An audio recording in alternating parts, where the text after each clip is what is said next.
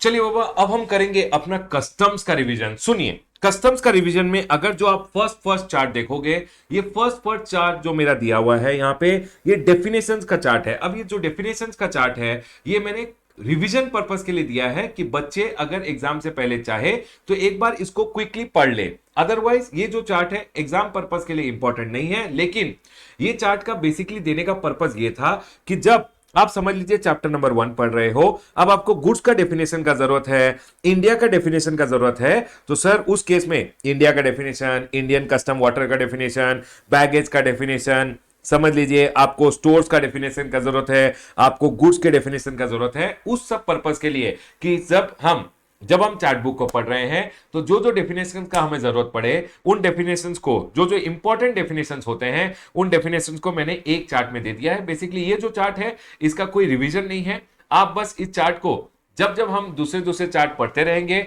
तो जहां जहां इस चार्ट की जरूरत पड़ेगी मैं उस जगह इस चार्ट को यूज कर लूंगा। अदरवाइज फॉर एग्जाम पर्पस आप इस चार्ट को बस एक बार पढ़ के चली जाइएगा। एग्जाम में हो सकता है कि बाई चांस आपसे कोई एक डेफिनेशन पूछ ले, इसलिए छोड़ के मत जाना, एक बार जरूर पढ़ के जाइएगा। डन सर, पॉइंट क्लियर है। चलिए अब स्टार्ट करते हैं अपना कस्टम्स का revision from the next chart which is basically levy and exemption from custom duty. चलिए शुरू करते हैं। चलिए बाबा, आज हम कस्टम्स का पहला चैप्टर का रिवीजन करने वाले हैं। पहला चैप्टर है levy and exemption from custom duty. Levy and exemption from custom duty कैसा चैप्टर है सर? ए ग्रेडेड चैप्टर है, 3 से 4 मार्क एग्जाम में पूछ लेते हैं। चलिए शुरू करते हैं। पहला चार्ट जो बोलता है levy and exemption from custom duty. Sir पहले एक बात बताइए, ये जो कस्टम ड्यूटी है ये नाम कैसे पड़ा? हिस्ट्रिकल बैकग्राउंड बता दीजिए। तो सर अगर आपको एग्जाम में हिस्ट्रिकल बैकग्राउंड पूछा तो लिख के आइएगा, custom means an habitual practice. In the earlier time, it was a customary for the traders from one kingdom.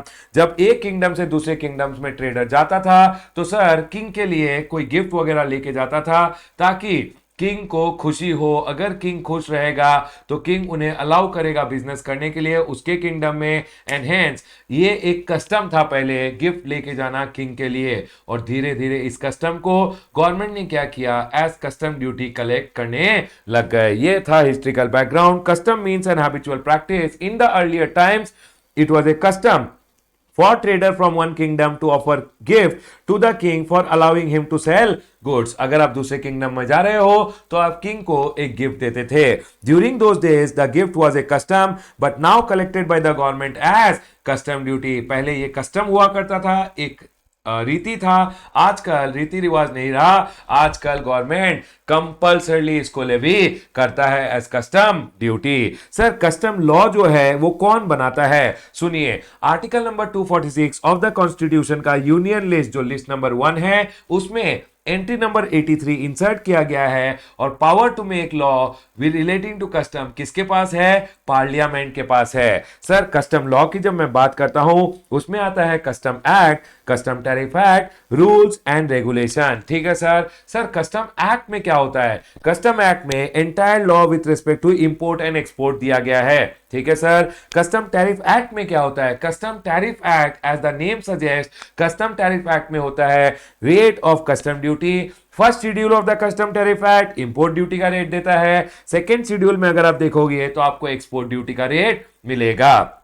उसके बाद रूल्स किसने बनाए? सर रूल सेंट्रल गवर्नमेंट बनाता है ताकि आप जो एक्ट में बोला हुआ है उस पर्पस को कैरी आउट कर पाओ। ठीक है सर। रेगुलेशन कौन बनाता है? सीबीआईसी बनाता है ताकि आप जो रूल्स जो चीजें एक्ट में बोले हुए हैं उनको कैरी आउट कर पाओ। ठीक है सर, पॉइंट क्लियर है। उसके बाद आपको ध्यान रखना है sir section number 12 of the custom act क्या है? लेवी सेक्शन है for custom duty. Sir section number 12 of the custom act क्या बोलता है? सेक्शन नंबर 12 बोलता है custom duty is levied on goods जो इंपोर्ट होते हैं, इंपोर्टेड इनटू और एक्सपोर्टेड फ्रॉम इंडिया। ठीक है सर। अगर गुड्स इंपोर्टेड हो गए या एक्सपोर्टेड हो गए इंडिया से तो कस्टम ड्यूटी लगेगा, लेवी हो जाएगा।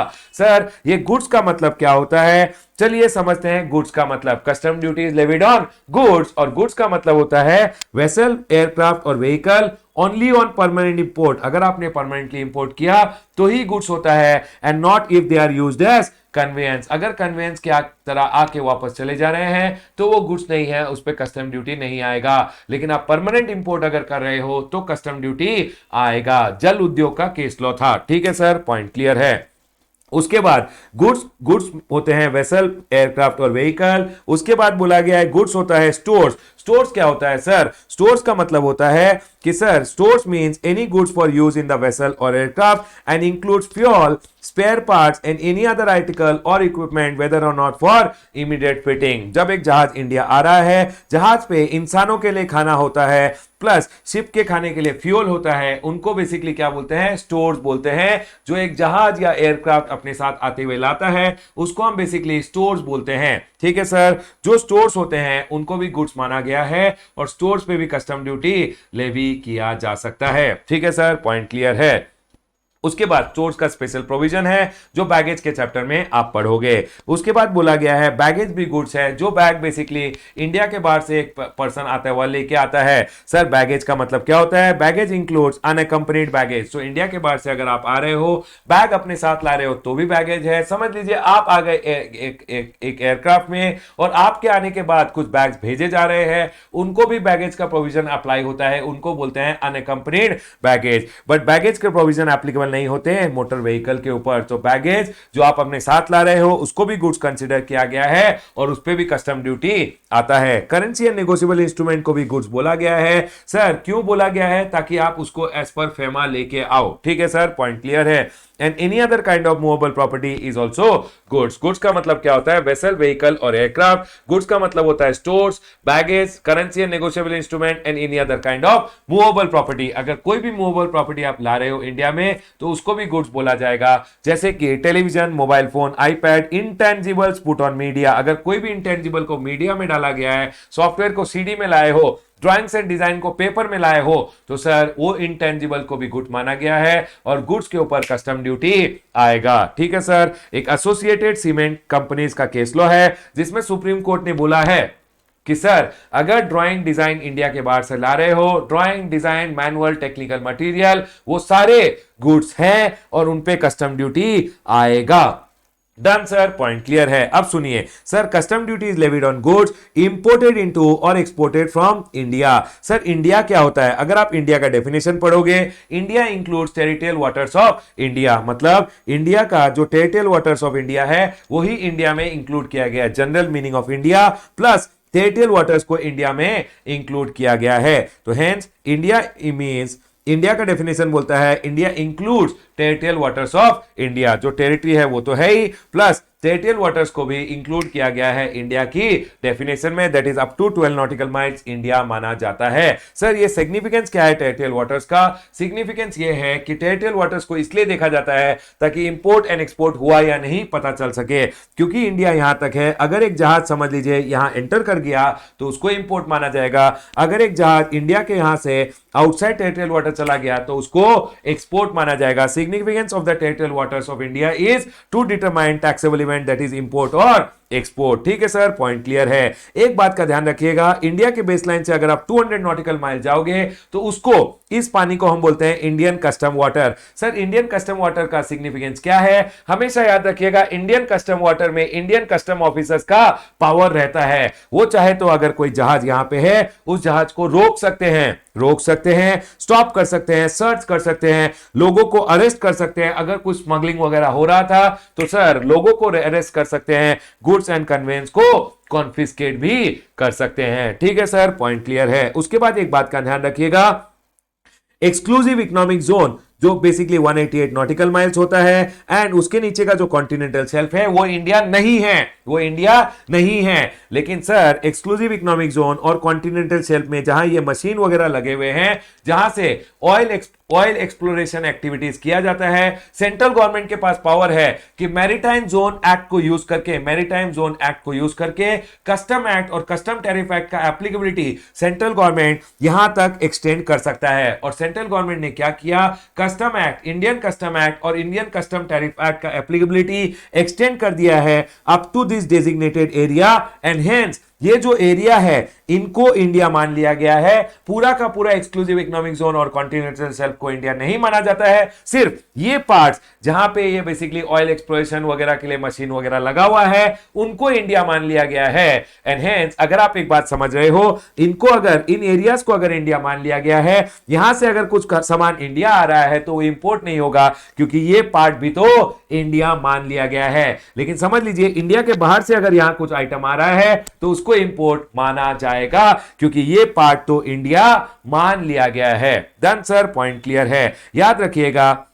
Sir, central government can extend the applicability of Custom Act and Custom Tariff Act to designated areas of continental shelf and exclusive economic zone for the purpose of exploration of mineral oil, petroleum or natural gas. Hence, central government ने क्या किया, यहां तक applicability extend कर दिया इन areas को, और इन areas को इंडिया मान लिया गया है जहां ऑयल एक्सप्लोरेशन वगैरह किया जा रहा है। तो यहां से अगर कुछ गुड्स इंडिया आ जाते हैं तो इंपोर्ट नहीं है। सर समझ लीजिए इंडिया के बाहर से कुछ गुड्स डायरेक्टली यहां आ गए तो सर उसको इंपोर्ट माना जाएगा क्योंकि ये पार्ट तो इंडिया का पार्ट है। डन सर, पॉइंट क्लियर है। अब सुनिए sir, custom duty is levied on goods. Goods का मतलब हमने समझ लिया, vessel, vehicle, aircraft, stores, baggage, currency and negotiable instrument and any other kind of movable property, ये गुड्स होता है। सर गुड्स अगर इंडिया में इंपोर्टेड या एक्सपोर्टेड किए गए, इंपोर्टेड और एक्सपोर्टेड फ्रॉम इंडिया, इंडिया का मतलब भी हमने समझ लिया। अब समझेंगे इंपोर्टेड और एक्सपोर्टेड। पहले मैं आपको बोलता हूं इंपोर्ट का मतलब क्या होता है।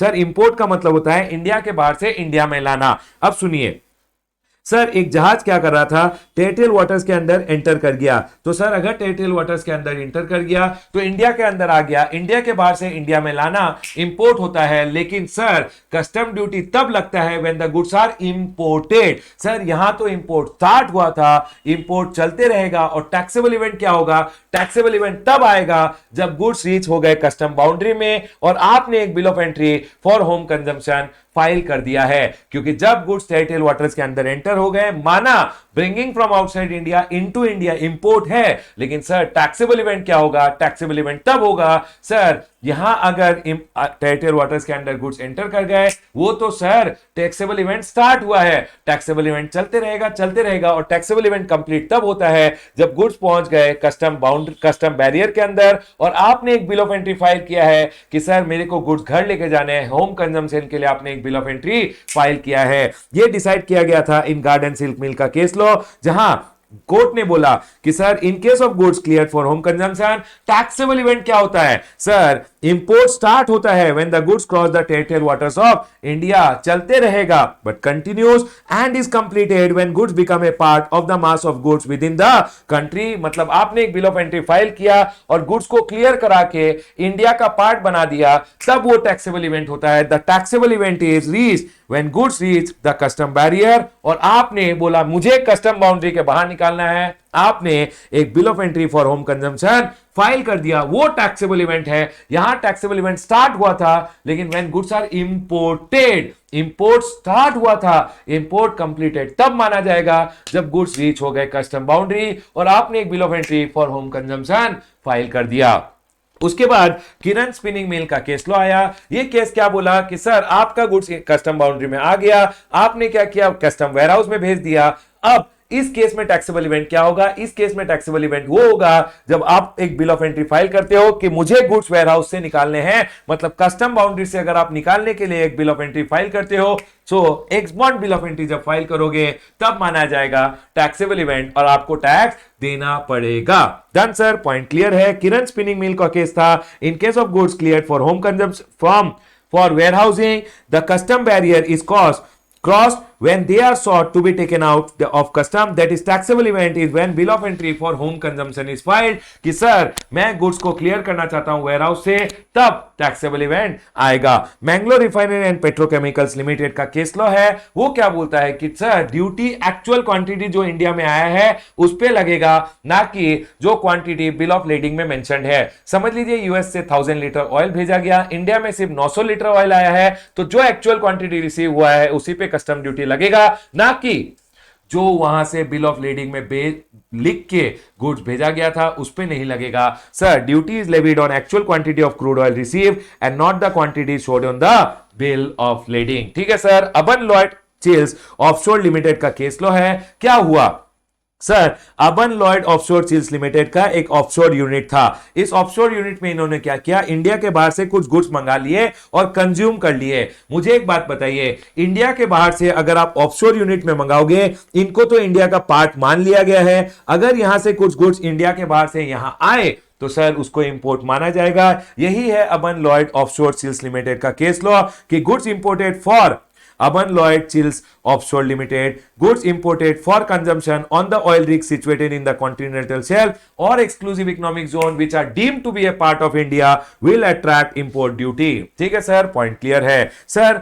गुड्स इंपोर्टेड और एक्सपोर्टेड फ्रॉम इंडिया पे कस्टम ड्यूटी आता है। सर एक्सपोर्ट का मतलब क्या होता है, हमेशा याद रखिएगा, एक्सपोर्ट का मतलब होता है taking out of India to a place outside India. India से इंडिया के बाहर लेके जाना एक्सपोर्ट होता है। फॉरेक्स रिलेशन जरूरी नहीं है एक्सपोर्ट बोलने के लिए, एक्सपोर्ट बोलने के लिए जरूरी है इंडिया से इंडिया के बाहर लेके जाओ। सर इंडिया से इंडिया के बाहर कैसे लेके जाऊं, इंडिया कहां तक है, हमेशा याद रखिएगा India territorial waters of India तक है। तो सर एक बात बताइए, समझ लीजिए एक जहाज था, उसमें गुड्स जा रहे थे और जहाज यहां डूब गया, तो क्या उसे एक्सपोर्ट माना जाएगा? नहीं सर, एक्सपोर्ट नहीं माना जाएगा। राजेंद्र डाइंग मिल्स का केस लॉ है, एक सेकेंड, राजेंद्र डाइंग मिल्स का केस लॉ है, जहां कोर्ट ने क्या बोला कि sir if vessel sank, Rajendra dyeing and printing mills का केस लॉ था जिसमें कोर्ट ने बोला if vessel sank within the territorial water it is not export. ठीक है सर, एक और केस लॉ बता दीजिए। सर क्या हुआ कि ये सन इंडस्ट्रीज का केस लॉ था, क्या हुआ, यहां पे जहाज यहां से जाते जाते टेरिटोरियल वाटर क्रॉस कर गया, उसके बाद कुछ प्रॉब्लम आ गया इसलिए रिटर्न आ गया, इसको एक्सपोर्ट माना जाएगा और जो एक्सपोर्टर है उसको एक्सपोर्ट का बेनिफिट मिलेगा, क्योंकि एक बार गुड्स अगर टेरिटोरियल वाटर क्रॉस कर देता है तो उसको हम एक्सपोर्ट मानते हैं। सन इंडस्ट्रीज का केस लॉ है जहां पे बोला गया ship went outside the territorial water and then return due to damage, it will be termed as export. ठीक है सर, पॉइंट क्लियर है। अब सुनिए, कस्टम ड्यूटी लेवी किया जाता है on goods, custom duty levy किया जाता है on goods which are imported into और एक्सपोर्टेड फ्रॉम इंडिया। लेकिन ये जो लेवी है it is subject to other section, अगर कोई अदर सेक्शन में कुछ और बोला गया है तो कस्टम ड्यूटी लेवी नहीं किया जाएगा। सो सर अदर सेक्शन क्या है, सर अदर रेमिशन, अबेटमेंट और एग्जम्पशन अगर दिया गया है तो सर बेसिकली इन्होंने क्या बोला है, सेक्शन नंबर 12 में ये बोला है कि custom duty is levied on goods imported into और एक्सपोर्टेड फ्रॉम इंडिया, बट ये जो लेवी है this is subject to other section, मतलब अगर कोई और सेक्शन में बोला गया है कि इंपोर्ट पे ड्यूटी नहीं लगेगा तो नहीं लगेगा। तो सर अदर सेक्शंस क्या है, section number 13, section number 23, section number 25 जिसमें एग्जम्पशन वगैरह दिया गया है। अगर सर रेमिशन बोला गया है या बोला गया है ड्यूटी नहीं देना पड़ेगा तो ड्यूटी नहीं देना पड़ेगा, सेक्शन नंबर 12 अप्लाई नहीं करेगा। तो सर हमेशा याद रखिएगा section number 12 is subject to remission, abatement and exemption जो अदर सेक्शन में बोला गया है। सेक्शन नंबर 13 बोलता है no duty liability if goods are pilfered, आपके गुड्स पोर्ट पे आ गए और पोर्ट पे क्या हुआ, एक बार अनलोडिंग हो गया, पोर्ट पे गुड्स पड़े हुए थे, कस्टोडियन उन गुड्स का कस्टडी कर रहा था, लेकिन फिर कोई चोरी हो गया, छोटा मोटा चोरी को हम बोलते हैं पिलफरेज, और पिलफर्ड गुड्स पे ड्यूटी देने की जरूरत नहीं होती है। Sir no duty liability if goods are pilfered after unloading but before clearance order for home consumption or warehousing is given. हमेशा याद रखिएगा पिलफरेज होना चाहिए at the port, after unloading at the port, in the custody of the custodian. मतलब warehouse में अगर pilferage हुआ है तो सेक्शन नंबर 13 एप्लीकेबल नहीं होगा, pilferage should happen at the port in the custody of the custodian. ठीक है सर, पॉइंट क्लियर है। उसके बाद सेक्शन नंबर 23 आता है कि बड़ा अगर चोरी हो उसको हम बोलते हैं गुड्स लॉस्ट और डिस्ट्रॉयड। सेक्शन नंबर 23(1) बोलता है remission of duty on goods lost और डिस्ट्रॉयड। देखिए कस्टम ड्यूटी लगता है जब गुड्स इंपोर्ट करोगे या एक्सपोर्ट करोगे, लेकिन इंपोर्ट करने के बाद अगर चोरी हो गया तो सेक्शन नंबर 13 बोलता है नहीं लगेगा सेक्शन नंबर 12 का custom duty. Same way sir custom duty लगता है जब गुड्स इंपोर्ट या एक्सपोर्ट करते हो, लेकिन सेक्शन नंबर 23 बोलता है अगर आपने इंपोर्ट किया और गुड्स लॉस्ट या डिस्ट्रॉयड हो गया तो ड्यूटी नहीं लगेगा। इसलिए section number 12 is subject to other section which is like section number 13 and section number 23। Section number 23 क्या बोलता है? Remission of duty on goods lost और डिस्ट्रॉयड। सर मेरे गुड्स चोरी हो गए, मेरे गुड्स डिस्ट्रॉय हो गए तो ड्यूटी भी आपको नहीं देना है, ड्यूटी इज ऑल्सो लॉस्ट और destroyed. Section number 23 applies only when there is no pilferage. pilferage हुआ है तो सेक्शन नंबर 23 सेक्शन नंबर 13 में जाइए, 23 में मत आइए।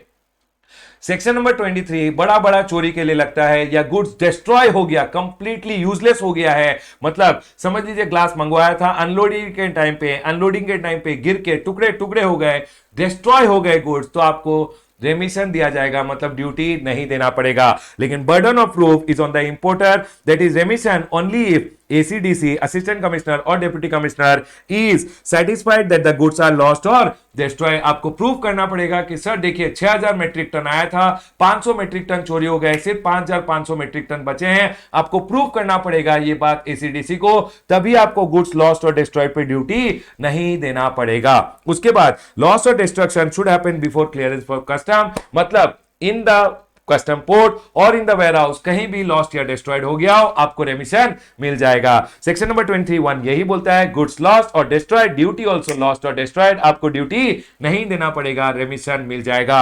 उसके बाद आता है सेक्शन नंबर 22, आपने मंगाया इंडिया के बाहर से आईफोन, आ गए पाइनएप्पल फोन, बेटा अबंडन कर दो, छोड़ दो गुड्स को, हम ड्यूटी छोड़ देंगे, ऐसा बोल रहा है डिपार्टमेंट। सेक्शन नंबर 22 बोलता है remission of duty on abandon goods, owner of the goods before clearance और डिपोजिटिंग इन द वेयरहाउस। जब पोर्ट पे आप गए, देखा आईफोन मंगाए थे, पाइनएप्पल फोन आ गए, मैं छोड़ रहा हूं गुड्स को, लेटर लिखिए, अबंडन कर दीजिए गुड्स को, दे दीजिए कस्टम्स को। कस्टम डिपार्टमेंट बोलेगा आपको ड्यूटी देने की जरूरत नहीं है, relinquish the title and no duty shall be payable, duty बचा लीजिए, ठीक है सर। लेकिन सर अगर समझ लीजिए आपने मंगा लिए AK-47, अब बोल रहे हो सर मैं तो डिपार्टमेंट को दे रहा हूं ये गुड्स को, बेटा इस केस में रिलिंक्विश नहीं कर पाओगे, रिलिंक्विशमेंट ऑफेंसिव गुड्स के लिए नहीं होता, बेटा आपको तो जेल भी भेजेंगे। चलिए आगे बढ़ते हैं। इंपोर्टर कब कब रिलिंक्विश कर सकता है गुड्स का टाइटल? इंपोर्टर में relinquish if goods are not as per specification or damage deteriorated during voyage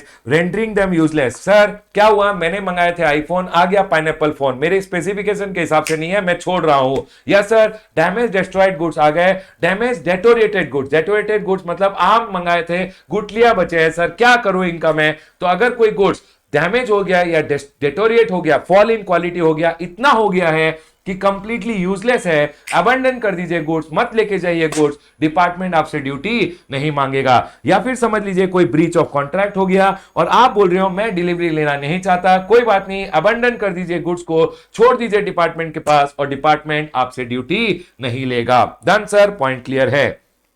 section number 13 बोला goods pilfered, duty pilfered. Section number 23 बोला गुड्स लॉस्ट, डिस्ट्रॉयड और abandon, duty also lost, destroyed और abandon. Section number 24 आया power to make rules for denaturing और mutilation. Sir ये क्या होता है? समझ लीजिए एक गुड्स इंडिया में आया और अल्कोहल आया समझ लीजिए, और अल्कोहल ह्यूमन कंजम्पशन और फैक्ट्री कंजम्पशन दोनों के लिए यूज किया जा सकता है। आप बोल रहे हो मैं तो फैक्ट्री कंजम्पशन करूंगा ताकि ड्यूटी कम देना पड़े, तो डिपार्टमेंट क्या करेगा, उसका नेचर को डीनेचर कर देगा, एक केमिकल मिला देगा और बोलेगा अब गुड्स हो गए डीनेचर्ड, अब दे तू duty as per the denatured goods और क्लियर कर सकते हो। ये पावर ऑफिसर के पास है अंडर सेक्शन नंबर 24। उसके बाद म्यूटिलेशन का पावर भी है। समझ लीजिए आपने एक मशीन मंगाया, आप ऑफिसर बोल रहे हैं ये तो सेकेंड हैंड मशीन है, आप बोल रहे हो ये तो स्क्रैप है, ऑफिसर उसके टुकड़े टुकड़े टुकड़े कर देगा, म्यूटिलेट कर देगा और अब आपको ड्यूटी देना पड़ेगा एज ए गुड्स वो म्यूटिलेटेड फॉर्म में ही इंडिया में आए हैं। यस सर, ये पावर है अंडर सेक्शन नंबर 24 कि सर अगर गुड्स दो पर्पस के लिए यूज किए जा सकते हैं, if imported goods may be use for more than one purpose they can be mutilated or denatured by the custom. Post denaturing और म्यूटिलेशन आपको ड्यूटी देना पड़ेगा applicable to such goods in denatured or mutilated form. मतलब ऐसा माना जाएगा कि अब गुड्स डीनेचर हो चुके हैं तो अब बेसिकली या म्यूटिलेट हो चुके हैं तो अब आपको ड्यूटी वो डीनेचर्ड फॉर्म या म्यूटिलेटेड फॉर्म ऑफ गुड्स पे ही देना पड़ेगा। डन सर, पॉइंट क्लियर है। उसके बाद सेक्शन नंबर 22 आता है। सेक्शन नंबर 22 बोलता है abatement of duty on goods damage और डिस्ट्रॉयड। सुन लीजिए, अगर गुड्स डैमेज हुए या डिस्ट्रॉय हुए और कंप्लीटली यूजलेस हो गए हैं तो सर आप सेक्शन नंबर 23(2) में बेसिकली उसको अबंडन कर सकते हैं, और अबंडन कर दिया गुड्स जो टोटली डैमेज और टोटली यूजलेस हो चुके हैं तो आपको ड्यूटी नहीं देना पड़ेगा। अबंडन कर दो गुड्स, ड्यूटी नहीं देना पड़ेगा। लेकिन समझ लीजिए कुछ डैमेज या डिटोरेशन हुआ है, फॉल इन द क्वालिटी हुआ है, थोड़ा कोई डैमेज हुआ है, आपको लग रहा है चल जाएगा, मैं क्लियर कर सकता हूं, तो डिपार्टमेंट बोलेगा समझ लीजिए 10 लाख का गुड्स था, 1 लाख का ड्यूटी था, अब उसका वैल्यू फॉल हो गया है, 5 लाख का वैल्यू हो गया है, तो आपको सिर्फ 50,000 का ड्यूटी देना पड़ेगा। यही बोला गया है abatement of duty on goods, मतलब आपको डिस्काउंट मिल जाएगा। सर अगर गुड्स डैमेज हो गए बिफोर और ड्यूरिंग अनलोडिंग, आफ्टर अनलोडिंग और वेयरहाउस गुड्स थे और वो डैमेज हो गए हैं, डैमेज मतलब समझ लीजिए आपने बॉटल्स मंगाए और कुछ छोटा मोटा डेंट पड़ गया है, डैमेज गुड्स पे आपको डैमेज ड्यूटी देना पड़ता है, मतलब कम ड्यूटी देना पड़ता है। Abatement will be available before unloading, during unloading, after unloading, warehouse goods अगर है, हमेशा याद रखिएगा आपको अबेटमेंट मिल जाएगा। ठीक है सर, लेकिन डेटोरेशन के केस में, डेटोरेशन मतलब फॉल इन क्वालिटी होता है, fall in quality with the passage of time. समझ लीजिए आपने मैंगोज इंडिया के बाहर से मंगाए थे, थोड़ा बहुत क्वालिटी खराब हो गया है, कोई बात नहीं, आप बोल रहे हो मैं क्लियर कर सकता हूं, उस केस में अगर बिफोर और ड्यूरिंग अनलोडिंग कोई खराब हो गया है क्वालिटी तो आपको अबेटमेंट मिलेगा। एक बार अनलोडिंग हो गया या गुड्स वेयरहाउस में चले गए, उसके बाद अगर कुछ खराब हुआ है तो सर उस डेटोरेशन के लिए आपको कोई अबेटमेंट नहीं मिलता है। ठीक है सर, कैसे कैलकुलेट करेंगे custom duty? Custom duty is equal to जो पहले कस्टम ड्यूटी था डिवाइडेड बाय जो पहले वैल्यू का गुड्स था मल्टीप्लाइड बाय जो अब वैल्यू ऑफ द गुड्स है। Basically custom duty before damage or deterioration divided by value of goods before damage or deterioration multiplied by the value of goods after damage or deterioration, अब जो value of the goods है। ठीक है sir. Sir ये जो value of damage और deteriorated goods है कैसे निकाला जाएगा? प्रॉपर ऑफिसर आपको असर्टेन करके बताएगा। अगर आपको प्रॉपर ऑफिसर का तरीका सही नहीं लग रहा है तो वो बोलेगा ठीक है चल एक काम करते हैं, गुड्स को बेच देते हैं, ग्रॉस से सेल प्रोसीड जो होगा उसको वैल्यू ले लेंगे, मतलब आपके गुड्स को ऑक्शन या टेंडर से बेच देगा और जब अब जो अमाउंट मिलेगा उसको वैल्यू ले लेंगे और अकॉर्डिंगली कस्टम ड्यूटी कैलकुलेट कर लिया जाएगा। सिंपल है, 10 लाख का गुड्स पहले था, 1 लाख का ड्यूटी था, अब डैमेज डिटोरेट होने के बाद 5 लाख का वैल्यू बच गया है तो ड्यूटी भी प्रोपोर्शनली रिड्यूस हो जाएगा, आपको सिर्फ 5 लाख का ड्यूटी देना, 50,000 का ड्यूटी देना पड़ेगा। आई होप आप लोगों को पॉइंट समझ में आ गया होगा। सेक्शन नंबर 25 बोलता है power to grant exemption. Section number 25(1) central government in public interest notification issue करके in the official gazette exempt कर सकता है from custom duty. Section number 25(2) अगर कोई स्पेशल ऑर्डर, स्पेशल केस है, स्पेशल केस में स्पेशल ऑर्डर देके exemption दिया जा सकता है as per section number 25(2). Section number 25(2)(a) बोलता है अगर गवर्नमेंट ने एक नोटिफिकेशन इशू किया और नोटिफिकेशन में कोई वेगनेस था, अब गवर्नमेंट चाहे तो एक एक्सप्लेनेशन इंसर्ट कर सकता है। एक साल में अगर गवर्नमेंट ने एक एक्सप्लेनेशन इंसर्ट किया तो explanation will have retrospective effect. Yes sir, point clear है। उसके बाद सेक्शन नंबर 25(4) बोलता है कि सर अगर एक नोटिफिकेशन इशू किया गया है अंडर सेक्शन नंबर 25(1) और 25(2)(a), मतलब अगर कोई एक नोटिफिकेशन इशू किया for granting a general exemption और एन एक्सप्लेनेशन तो sir it shall take effect on the date of issue by the central government for publication in the official gazette, मतलब जिस दिन वो नोटिफिकेशन इशू किया गया उस दिन से वैलिड होगा और नहीं इस दिन से it shall take effect from which date, from the date of issue, जिस दिन आपने उसको इशू कर दिया, ना कि जिस दिन वो पब्लिक में पब्लिकली पब्लिश हो गया इन द ऑफिशियल गैजेट। समझ लीजिए 1 तारीख को गवर्नमेंट ने एक नोटिफिकेशन इशू किया, उसको भेजा प्रिंटिंग के लिए इन the official gadget, official gazette में वो आया फ्रॉम 3rd, तो सर इफेक्टिव हमेशा याद रखिएगा it will be always from the date of issue that is 1st। This rule is not applicable in case of special order, क्योंकि special order का effective date नहीं, जरूरत नहीं पड़ता, क्योंकि अगर मुझे स्पेशल केस में एग्जाम्पशन दिया गया है मुझे कम्युनिकेट कर दिया जाएगा और मैं एग्जाम्पशन ले लूंगा। ठीक है सर। सेक्शन नंबर 25(4)(a) बोलता है conditional exemption. Sir conditional exemption अगर दिया गया है और कंडीशनल एग्जाम्पशन नोटिफिकेशन में उन्होंने डेट लिखा है कब कंडीशनल एग्जाम्पशन नोटिफिकेशन एक्सपायर हो जाएगा तो उस डेट को एक्सपायर हो जाएगा। अगर डेट नहीं लिखा है तो गवर्नमेंट ने जिस दिन विड्रॉ कर लिया उस दिन विड्रॉ हो जाएगा, लेकिन कंडीशनल एग्जाम्पशन नोटिफिकेशन शैल अनलेस अदरवाइज स्पेसिफाइड वैलिड और रिसाइंडेड कब तक वैलिड रहेगा। फॉर एन एग्जांपल गवर्नमेंट ने क्या किया, समझ लीजिए, आप ले लीजिए 21 22 ईयर, 21 22 22 23 एंड 23 24, ये सर ईयर है। अब समझ लीजिए 1 अप्रैल 1 मई 2021 को गवर्नमेंट ने एक कंडीशनल एग्जाम्पशन नोटिफिकेशन दिया, और कंडीशनल एग्जाम्पशन नोटिफिकेशन में गवर्नमेंट ने कुछ नहीं लिखा किस दिन ये एक्सपायर होगा, तो it will be valid for 2 years. First of all आप 2 इयर्स लीजिए, 1 मई 2022, 1 मई 2023, और सर उसके बाद का जो 31 मार्च आएगा तब तक वो वैलिड रहेगा, उसके बाद वो एक्सपायर हो जाएगा। अगर वैलिडिटी मेंशन नहीं किया गया है फॉर ए कंडीशनल एग्जाम्पशन, आपको याद रखना है it will valid for 2 years, और 2 इयर्स के बाद जो 31 मार्च आएगा तब तक वैलिड रहेगा, उसके बाद कंडीशनल एग्जाम्पशन नोटिफिकेशन एक्सपायर हो जाएगा। It shall be valid up to 31 March following immediately after 2 years from the date of grant और वेरिएशन। उसके बाद सेक्शन नंबर 21 आता है कि सर अगर कोई गुड्स डेलिक्ट हो गए, जेट्सम हो गए, समुद्र में फेंक दिए गए थे, तैरते हुए आ गए, तैरते हुए कहां आ गए, तट पे आ गए, तो सर अगर आप उन गुड्स को क्लियर करा रहे हो तो आपको कस्टम ड्यूटी देना पड़ेगा। Goods derelict, jetsam, flotsam, wreck brought into India or coming into India, sir हम तो नहीं लेके आए, ये तो खुद आ गए। बाबा आप लेके आए हो या खुद आ गए हैं, आपको ड्यूटी देना पड़ेगा। They shall be dealt as if imported into India and you shall be liable to pay the duty, आपको ड्यूटी तो देना पड़ेगा। उसके बाद सेक्शन नंबर 20 आता है। देखिए बाबा मैंने आपको क्या पढ़ाया अभी तक, सेक्शन नंबर 12 बोला sir custom duty is levied on goods imported into और एक्सपोर्टेड फ्रॉम इंडिया, लेकिन ये जो लेवी है this is subject to other section. Section number 13 बोला goods pilfered, duty pilfered. Section number 23 1 बोला गुड्स लॉस्ट और duty destroyed, duty lost और destroyed. Sir goods abandoned, आपको ड्यूटी नहीं देना पड़ेगा।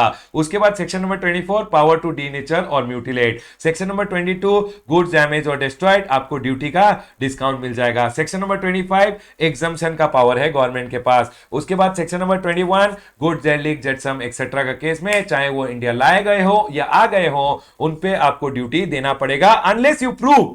सेक्शन नंबर 21 में एक और बात है, unless you go and prove to the officer कि सर ये जो गुड्स है ये नॉन लेविएबल टू ड्यूटी है या एग्जम्प्टेड फ्रॉम ड्यूटी है, तब ड्यूटी नहीं देना पड़ेगा। अदरवाइज गुड्स डेलिक्ट हो गए, जेट्सम हो गए, तैरते हुए इंडिया में आ गए हो तो भी आपको ड्यूटी देना पड़ेगा। डन सर, पॉइंट क्लियर है। चलिए आगे बढ़ते हैं। गुड्स रीइंपोर्टेड, रीइंपोर्टेशन ऑफ गुड्स प्रोड्यूस्ड और मैन्युफैक्चर्ड इन इंडिया। याद रखिएगा अगर आपने कुछ गुड्स इंडिया में बनाए हैं या इंडिया में कुछ गुड्स लाए हैं, अब उसको इंडिया के बाहर भेजा है और गुड्स वापस आ गए इंडिया में, सर आपने गुड्स मैन्युफैक्चर किए इंडिया में और गुड्स इंडिया के बाहर भेजे और गुड्स वापस रीइंपोर्ट कर लिए। रीइंपोर्टेशन सेक्शन नंबर 20 बोलता है इज फ्रेश इंपोर्टेशन, और आपको ड्यूटी पूरा का पूरा ड्यूटी कस्टम ड्यूटी देना पड़ेगा। मैंने कुछ गुड्स एक्सपोर्ट किए, अब रीइंपोर्ट कर लिया तो रीइंपोर्ट इज फ्रेश इंपोर्ट और मुझे पूरा ड्यूटी देना पड़ेगा, लेकिन उसके लिए कंसेशन दिया गया है, नोटिफिकेशन एक इशू किया गया है। और क्या कंसेशन है चलिए समझते हैं। पहला कंसेशन बोलता है सर आपने गुड्स एक्सपोर्ट किए, गवर्नमेंट ने आपको डीबीके दिया, रीइंपोर्ट किया, डीबीके रिटर्न कर दीजिए। रीइंपोर्टेशन इज फ्रेश इंपोर्टेशन, लेकिन आपको पूरा कस्टम ड्यूटी नहीं देना है। जब एक्सपोर्ट किया था डीबीके मिला, रीइंपोर्ट किया डीबीके रिटर्न कर दो। ठीक है सर। सर मैंने जब एक्सपोर्ट किया आईजीएसटी का रिफंड मिला, रीइंपोर्ट किया आईजीएसटी का रिफंड रिटर्न कर दो, बस इतना ही देना पड़ेगा। सर मैंने जब एक्सपोर्ट किया मैंने एलयूटी दे दिया और आईजीएसटी का पेमेंट नहीं किया, जब रीइंपोर्ट कर लिया जो आईजीएसटी पे नहीं किया था वो पे कर देना, बस यही बोला गया है। हमेशा याद रखिएगा रीइंपोर्टेशन इज फ्रेश इंपोर्टेशन, लेकिन कुछ कुछ कंसेशन गवर्नमेंट ने दिया है। जब एक्सपोर्ट किया डीबीके मिला, रीइंपोर्ट किया डीबीके वापस कर दो, बस। सर एक्सपोर्ट किया आईजीएसटी का रिफंड मिला, रीइंपोर्ट किया आईजीएसटी का रिफंड रिटर्न कर दो। एक्सपोर्ट किया एलयूटी दिया, आईजीएसटी नहीं दिया, रीइंपोर्ट किया जो आईजीएसटी नहीं दिया था वो अब आईजीएसटी पे कर देना, ये पहला concession. Goods exported under a claim of DBK, reimport किया तो डीबीके रिटर्न कर देना, अगर रिफंड मिला था रिफंड वापस दे देना।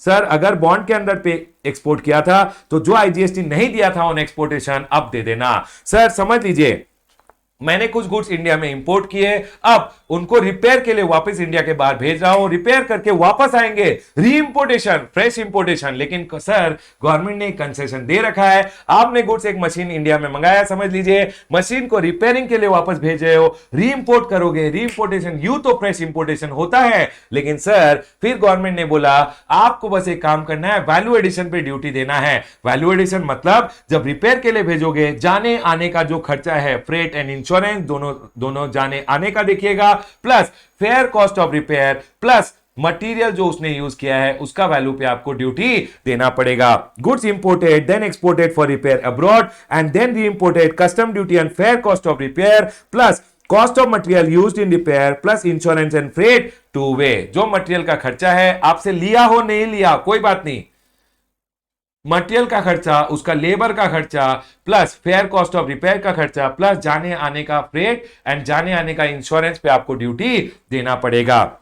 याद रखिएगा फॉर पॉइंट नंबर 1 एंड 2 एक बात बोला गया है कि सर री इंपोर्ट आपको कर लेना है with in 3 years plus 2 year. Secondly, जो गुड्स गए थे वही वापस आने चाहिए। थर्डली, अगर कोई ओनरशिप चेंज हो गया तो ये प्रोविजन एप्लीकेबल नहीं होगा, ओनरशिप चेंज नहीं होना चाहिए। जब आपने गुड्स भेजे हैं और वापस आए हैं तब तक ओनरशिप चेंज नहीं होना चाहिए। Between the time of exportation and reimportation ownership should not change. ठीक है सर। उसके बाद एक और एग्जाम्पशन दिया गया है, ये एग्जाम्पशन है मेक इन इंडिया गुड्स को। सर क्या एग्जाम्पशन है? इंडिया में गुड्स बनाए, इंडिया के बाहर बेच दिए, कोई प्रॉब्लम आया उस बंदे को, वो आपको वापस भेजेगा। वापस अगर उस बंदे ने भेजा, री इंपोर्टेशन इज फ्रेश इंपोर्टेशन। लेकिन फिर गवर्नमेंट ने एक एग्जाम्पशन दिया, गवर्नमेंट ने बोला आपने कुछ गुड्स इंडिया में बना के इंडिया के बाहर बेचे, अगर आप उसे रिपेयर या रिकंडीशनिंग करने के लिए ला रहे हो, रिपेयर कीजिए, रिकंडीशनिंग कीजिए। जब लाओगे तब एक बॉन्ड दे देना कि सर कसम खाता हूं कि गुड्स को वापस भेज दूंगा 6 महीने में, नहीं भेजा तो ड्यूटी दे दूंगा। तो सर एक काम कीजिए, आपने गुड्स एक्सपोर्ट किए, कोई रिपेयर रिकंडीशनिंग के लिए वापस लाए हो, लाइए वापस, रिपेयर कीजिए, रिकंडीशनिंग कीजिए और 6 महीने में वापस इंडिया के बाहर भेज दीजिए। 6 महीने में नहीं भेज पाए तो और 6 महीने का आपको टाइम लिमिट दे दिया जाएगा, वापस भेज दीजिए। कोई ड्यूटी वगैरह री इंपोर्टेशन पे देने की जरूरत नहीं है। ठीक है सर, यही बोला गया है। Exemption to goods manufactured in India, India में बनाया, एक्सपोर्ट किया, मेक इन इंडिया गुड्स को एक्सपोर्ट किया, उसके बाद री इंपोर्ट किया for repair and reconditioning within how much time? within 3 years from exportation। आपने एक्सपोर्ट किया, आपने क्या किया? एक्सपोर्ट किया और उसको 3 साल में अगर वापस ले आए, रिपेयर कीजिए, रिपेयर करके वापस भेज दीजिए। कितने दिनों में भेजना है? देखिए आपको रिपेयर एंड रिकंडीशनिंग के लिए with in 3 years from export लाना है। 10 साल दिया जाता है नेपाल एंड भूटान के केस में। याद रखिएगा कंडीशन क्या है, आपको री इंपोर्टेशन पे कोई ड्यूटी नहीं देना है, री इंपोर्टेशन पे ड्यूटी नहीं देना है। अगर आपने री एक्सपोर्ट कर दिया with in 6 month plus 6 month, जो गुड्स आपने भेजा था, जो गुड्स आप लाए थे वही वापस भेज रहे हो, सेम गुड्स टू बी री एक्सपोर्टेड, एसीडीसी वेरीफाई करेगा। एंड सर जब आपने री इंपोर्टेशन किया आपको बॉन्ड देना पड़ेगा, execution of bond at the time of री इंपोर्टेशन। अब सुनिए, रिपेयर, आपको एक बात याद रखना है, रिपेयर और रिकंडीशनिंग किसके लिए होता है? Repair and reconditioning D functional goods के लिए होता है। समझ लीजिए आपने कुछ मशीन बनाया, इंडिया के बाहर भेजा और सर उसके बाद आपको लगा अरे वो डी फंक्शनल तो नहीं है, लेकिन मुझे रिफाइन कर देना चाहिए, प्रोसेस को वापस मंगा के थोड़ा रिफाइनिंग कर देता हूं। रिफाइनिंग के लिए याद रखिएगा सब कुछ सेम है, बट रिप्रोसेसिंग, रिफाइनिंग और रीमेक के लिए आपको याद रखना है सिर्फ 1 साल के अंदर वापस लाना है। सुनिए, इंडिया में बनाया गुड्स, इंडियन गुड्स बने हुए आपने इंडिया के बाहर भेजा, रिपेयर करने के लिए वापस लेके आए, तो आपको याद रखना है 3 साल में उनको वापस लाना है, 3 साल में आपको उनको वापस लाना है। और सर रिपेयर और रिकंडीशनिंग करके 6 महीने के अंदर वापस भेज देना है। जो गुड्स आए थे वही वापस जाने चाहिए और आने के समय एक बॉन्ड दे देना। ठीक है, तो आपको री इंपोर्टेशन पे कोई ड्यूटी देने की जरूरत नहीं है।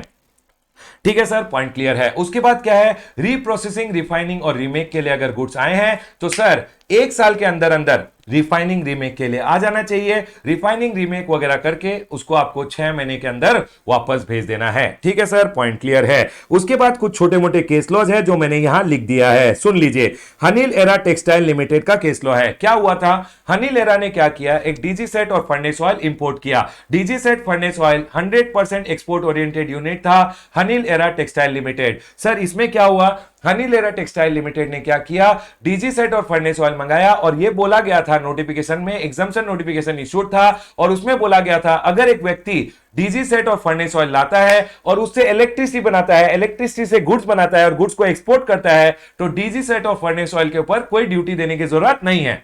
और हनी लेडर टेक्सटाइल ने क्या बोला कि सर हम डीजी सेट और फर्नेस ऑयल लाए हैं, हम इलेक्ट्रिसिटी बनाएंगे, इलेक्ट्रिसिटी से क्या करेंगे, गुड्स बनाएंगे और गुड्स को एक्सपोर्ट करेंगे, और उन्होंने यही किया। लेकिन सर क्या हुआ, कुछ सरप्लस इलेक्ट्रिसिटी जनरेट हो गया और सरप्लस इलेक्ट्रिसिटी को उन्होंने क्या किया, इंडिया में डोमेस्टिक टैरिफ एरिया में बेच दिया। कस्टम ऑफिसर बोला तूने डोमेस्टिक टैरिफ एरिया में इलेक्ट्रिसिटी बेच दिया, तो हम जो सरप्लस एनर्जी आपने डोमेस्टिक टैरिफ एरिया में बेच दिया, अब हम डीजी सेट और फर्नेस ऑयल पे ड्यूटी लेंगे।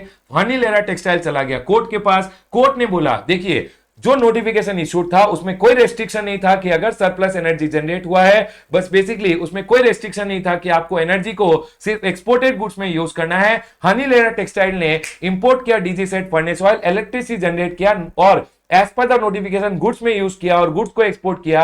हनी लेरा टेक्सटाइल ने सारा जो नोटिफिकेशन में बोला था वो कंडीशन मीट किया है। कंडीशन, वो नोटिफिकेशन में कोई रेस्ट्रिक्शन नहीं था कि आप एक्स्ट्रा एनर्जी को इंडिया में नहीं बेच सकते, और अगर हनी लेरा टेक्सटाइल ने अगर सरप्लस एनर्जी को इंडिया में बेचा है तो उसने कोई वायलेशन नहीं किया है और उससे आप डीजी सेट और फर्नेस ऑयल पे ड्यूटी डिमांड नहीं कर सकते। In the favour of the SSC court ने जजमेंट दिया।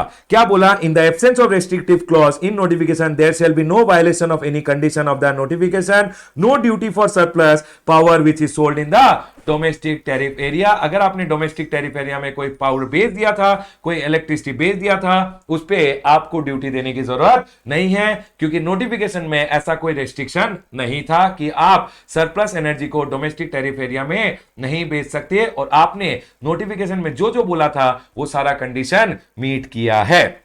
उसके बाद टुल्लो इंडिया का केस लो है। टुल्लो इंडिया ऑपरेशंस लिमिटेड का केस लो क्या था सर, टुल्लो इंडिया ने क्या किया, एक सर्टिफिकेट के लिए डायरेक्टर जनरल को अप्लाई किया। डायरेक्टर जनरल ने क्या किया, टाइम लिमिट में ही अप्लाई किया, लेकिन डायरेक्टर जनरल ने उसे सर्टिफिकेट टाइम पे नहीं दिया, और क्योंकि इन्हें सर्टिफिकेट नहीं मिला, डिपार्टमेंट कस्टम डिपार्टमेंट ने एग्जम्पशन बोला हम आपको नहीं देंगे क्योंकि आपको सर्टिफिकेट नहीं मिला है। सर टुल्लो इंडिया कोर्ट में चला गया और बोला सर हमने तो सर्टिफिकेट के लिए टाइम पे अप्लाई किया था, डायरेक्टर जनरल ने हमें सर्टिफिकेट, बेसिकली जो पब्लिक फंक्शनरी था उसने हमें सर्टिफिकेट टाइम पे नहीं दिया, हमारी गलती नहीं है, तो हमें एग्जाम्शन क्यों नहीं दिया जा रहा। और कोर्ट ने जजमेंट दिया इन the favour of the SSC और बोला एसएससी को because of the mistake of a public functionary आप एग्जाम्शन डिनाई नहीं कर सकते। सर जो एसएससी है उसको एग्जम्पशन देना पड़ेगा। Importers claim for exemption cannot be rejected owing to non compliance of a condition not within his power and control. मेरा पावर एंड कंट्रोल नहीं है, मैं तो इंपोर्टर हूं, मैंने अप्लाई किया डायरेक्टर जनरल को फॉर द सर्टिफिकेट, उसने मुझे सर्टिफिकेट नहीं दिया, तो मुझे एग्जम्पशन से परहेज नहीं करना, बेसिकली मुझे एग्जम्पशन से दूर नहीं किया जाएगा, मुझे एग्जम्पशन दे दिया जाएगा, बस इतना ही बोला है। उसके बाद बीपीएल डिस्प्ले डिवाइसेस का केस लो है। बीपीएल डिस्प्ले डिवाइसेस का केस लो क्या बोलता है सर, बीपीएल ने क्या किया, कुछ स्क्रीन्स मंगाए। एक एग्जम्पशन नोटिफिकेशन था जो बोल रहा था अगर आप स्क्रीन्स वगैरह मंगा रहे हो और उससे फाइनल प्रोडक्ट बना रहे हो और फाइनल प्रोडक्ट अगर एक्सपोर्ट कर रहे हो तो जो इंपोर्टेड प्रोडक्ट है उस पर ड्यूटी एग्जम्प्ट रहेगा। बीपीएल ने क्या किया, कुछ आइटम मंगाया और उससे क्या करेगा, फाइनल प्रोडक्ट बना के इंडिया के बाहर बेचेगा, लेकिन जब इंपोर्ट किया तो कुछ इंपोर्टेड आइटम टूट फूट गया तो उनको फाइनल प्रोडक्ट में यूज नहीं कर पाए वो, एंड हेंस डिपार्टमेंट बोलता है जो टूटा फूटा डैमेज प्रोडक्ट था जिनको आप फाइनल प्रोडक्ट में यूज नहीं कर पाए उस पे एग्जम्पशन नहीं दूंगा, उस पे ड्यूटी देना पड़ेगा। बीपीएल डिस्प्लेस कोर्ट में चला गया। कोर्ट ने बोला देखिए जब तक एक इंपोर्टर का इंटेंशन था कि वो गुड्स को फाइनल प्रोडक्ट में यूज करने वाला है, यूज नहीं कर पाया क्योंकि कुछ प्रोडक्ट डैमेज हो गया, तो सर एसएससी का गलती, इंपोर्टर का गलती नहीं है, उसको पूरा एंटायर लॉट के लिए एग्जम्पशन दिया जाएगा। Benefit of the exemption will be available with respect to the entire lot including जो डैमेज हो चुका है उसके लिए भी एग्जम्पशन मिलेगा। हो सकता है डैमेज प्रोडक्ट को यूज नहीं कर पाए फाइनल प्रोडक्ट में क्योंकि वो डैमेज थे, लेकिन पूरा लॉट के लिए एग्जम्पशन दिया जाएगा। उसके बाद एक केस लॉ था तिरुपति उद्योग लिमिटेड का case law. Domestic tariff area से अगर आप एसईजेड में गुड्स भेजते हो तो सर वो एक्सपोर्ट नहीं होता, उस पे एक्सपोर्ट ड्यूटी नहीं आएगा। एक्सपोर्ट क्या होता है, इंडिया से इंडिया के बाहर लेके जाना। सर इंडिया से बाहर तो आप लेके नहीं जा रहे हो, आप तो एसईजेड में भेज रहे हो, और एसईजेड एक्ट या कस्टम एक्ट में कहीं नहीं लिखा हुआ है कि डोमेस्टिक टेरिफ एरिया से एसईजेड में लेके जाना is export, and hence Tirupati उद्योग के केस लॉ में हेल्ड किया गया था कि डोमेस्टिक टेरिफ एरिया से अगर आप एसईजेड में कुछ गुड्स भेज रहे हो तो that is not export and it will not attract export duty. Done sir, point clear है सर। इस चैप्टर में कैसा चैप्टर है? ए ग्रेडेड चैप्टर है बाबा, कॉन्ग्रेचुलेशंस, हमारा चैप्टर का रिवीजन खत्म होता है। सुनिए, ए ग्रेडेड चैप्टर है, इस चैप्टर से 3, 4, 6 मार्क तक कुछ भी पूछ सकते हैं। अब सुनिए क्या इंपॉर्टेंट है सर, जो जो छोटे छोटे केस लॉज मैंने आपको पढ़ाए हैं, केस लॉज एक पढ़ के जाइएगा, ठीक है सर।